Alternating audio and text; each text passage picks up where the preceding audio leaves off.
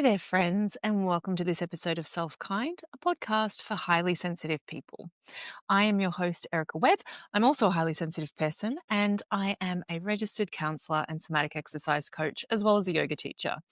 And today I thought I would talk you through or walk you through a little practice that can support you in learning to listen to your body. So, what I know for sure about highly sensitive people is that for a lot of us, we have lived a lot of our lives as kind of disembodied heads, right? We're very cognitive typically. We spend a lot of time ruminating. We can think our way through any scenario, but it can sometimes lead to a bit of a disconnect from the body. However, as a highly sensitive person with a supercharged nervous system, your body holds an incredible amount of wisdom. And when we can tap into that, we can often start to trust ourselves a little more and find our footing in what is true for us. And so I thought it could be useful to walk you through an exercise that can help with that. And it's a really simple one. And if you want to go deeper into this, then I do offer one-on-one counseling. I do offer group work as well. And so you might want to check out my website to go a little deeper into that. But this strategy is really about creating input to our system that we know the answer to. So I'm going to explain this. This will make a bit more sense as we go. But kind of using a known truth to help us tap into how does my body say yes or no through feeling. Okay. So I use this strategy with clients sometimes, and it is typically pretty useful. So take what serves you, leave what doesn't. Obviously, not one thing is going to suit every single person, but hopefully you'll find this helpful. So I want you to consider something that you know to be true. And where I usually like to go with this is somewhere really, really simple and think of what your favorite food is. So for me, hands down, my favorite food in the world is chocolate chip cookies. So I can say with great confidence, I love chocolate chip cookies. And there is going to be a truth in that statement for me. Now, we want to have the opposite as well. We want to have a true statement and we want to have something that we know is false, something that we know is a definite no. So for me to stick to the food theme, I would say something like, I love biting into raw tomatoes. That is so untrue. I hate them. So I have my two statements. I love chocolate chip cookies. I love biting into raw tomatoes. One of them I know is true. One of them I know is false. And I really love the chocolate chip cookies and I really dislike biting into a tomato. So this is a really good place for me to explore. So I want to invite you to do the same. Think of your absolute favorite food, something that you are like, oh, I want that, right? I could eat one of those now, or I could enjoy that meal now, and I would be so delighted by it.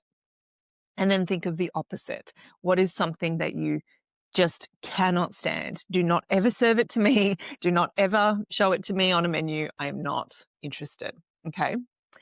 And then the tool or the exploration is simply to state each of those truths and untruths in turn and pause to notice what evidence do you get from your body that tells you this is true or this is not true. Okay. So as an example, and what I would suggest that you do here is either push pause or when this is finished, just like take an extra beat and try this out. But if I was to do this in real time, when I say I love chocolate chip cookies, what I would notice is that I get like a bit of a smile on my face. I feel a sense of certainty and peace in my body, kind of deep in my gut.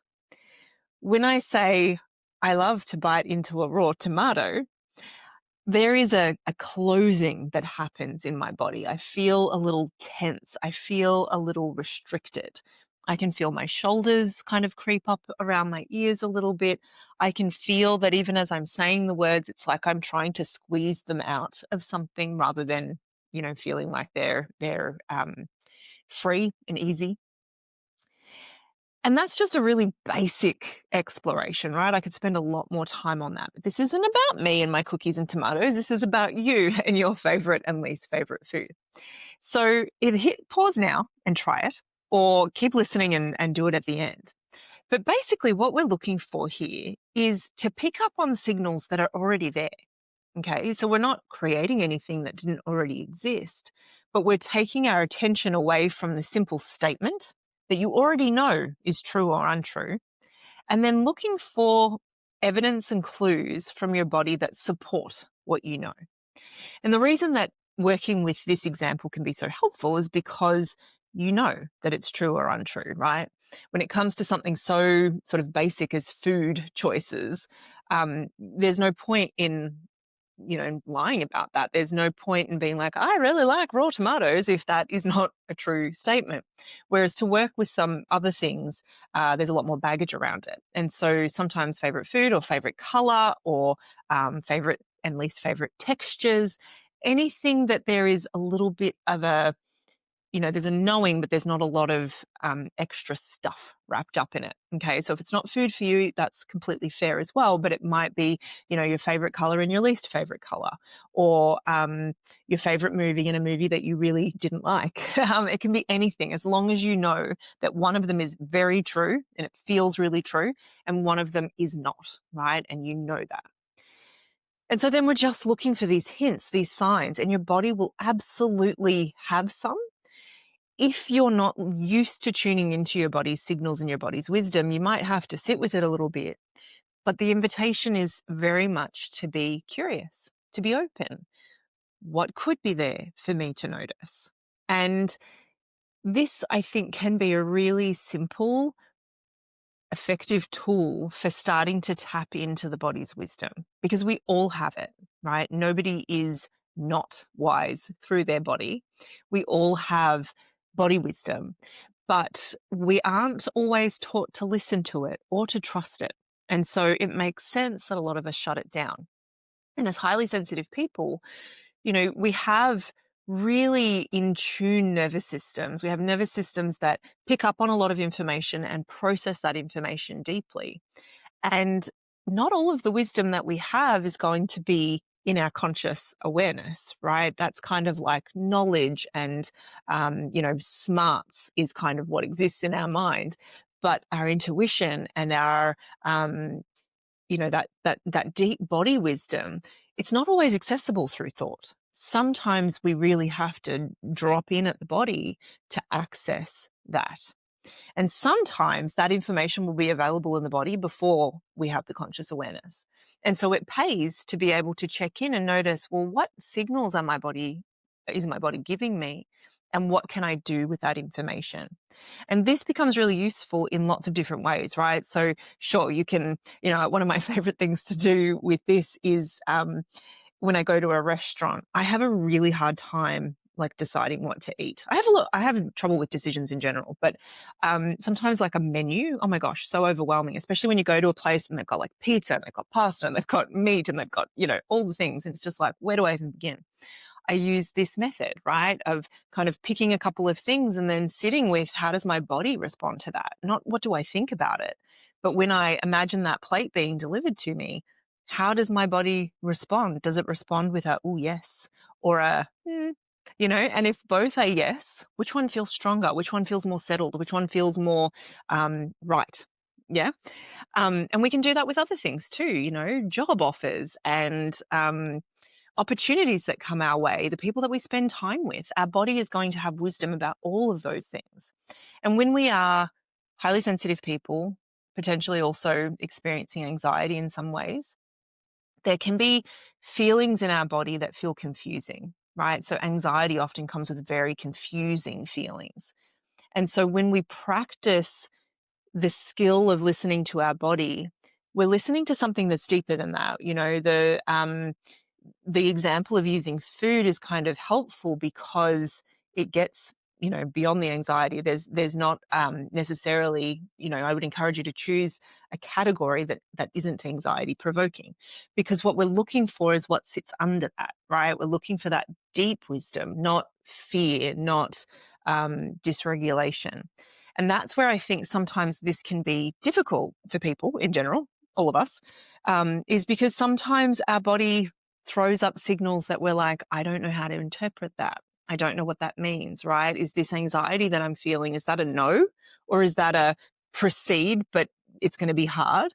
So there's no quick way to kind of land at 100% confidence in reading your own body, I don't think. But these little practices, these little moments where we pause to check in and go, well, what does my body say? We can do whatever we like with that information. We don't necessarily have to follow it if we don't want to.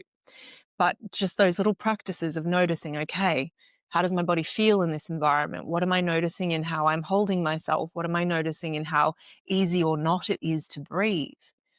Is there anything for me to learn here through my body? The answer is almost always going to be yes, but it can be a really interesting exploration of connecting to something that is not just that conscious thought, right? That we're so used to being tied up in all the time. And that's not to say that your thoughts aren't valuable. Of course they are. It's a beautiful gift to be able to think and to, manipulate information in your mind and use that in really beautiful ways. And the body holds a lot of wisdom too. So I hope that little practice proves to be interesting and helpful. Let me know if you've got any questions. And like I mentioned at the beginning of this episode, if you want to explore some of this stuff more deeply, of learning to trust yourself more, of learning to connect with your body in a really real, compassionate, kind way, you might find it useful to have a look at my website and look at the ways that we can work together. Um, yeah. And if you've got any questions, please let me know. I am here and I would love to support you. All right. Until next time, take care of yourselves. Be kind to yourselves. Check in with that beautiful body of yours and see what it has to say. And I will talk with you again really soon.